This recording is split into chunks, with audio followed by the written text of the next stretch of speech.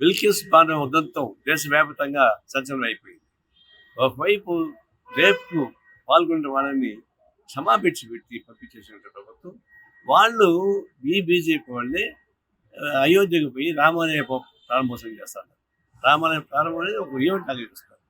ఎలాంటి రక్తసిక్త హస్తాలతోటి గుజరాత్ నుంచి వెళ్ళి వీళ్ళు అయోధ్యలో పోయి రామాలయం ప్రారంభించుంటే అంతకాలం సిగ్గుచేటు కాకుండా రేపిస్టులకి సత్ప్రభుత్వం మీద ఆధారపడి విడుదల చేస్తారా?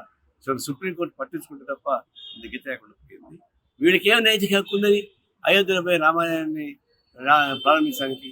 అందువల్ల ఒక మహిళల యొక్క రక్త మాంసాన్ని పిప్పి చేసే రక్తకేస్త హస్తాలతోటి బీజేపీ అయోధ్యకు పోయి రామాలయాన్ని ఓపెన్ చేయడం అంటే అంతకన్నా మీరు సిగ్గుచేటు కొట్టలేదు.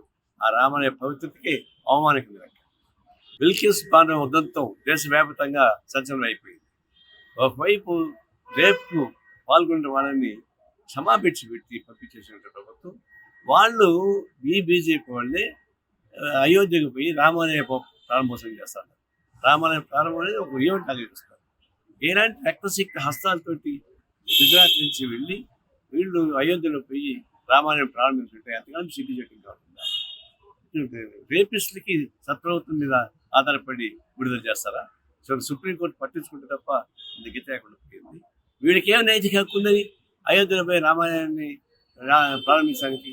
అందువల్ల ఒక మహిళల యొక్క రక్త మాంసాన్ని పిప్పి చేసే రక్తకేస్త హస్తాలతోటి బీజేపీ అయోధ్యకు పోయి రామాలయాన్ని ఓపెన్ చేయడం అంటే అంతకన్నా మీరు సిగ్గుచేటు కొట్టలేదు. ఆ రామాలయ పవిత్రతకే అవమానించింది.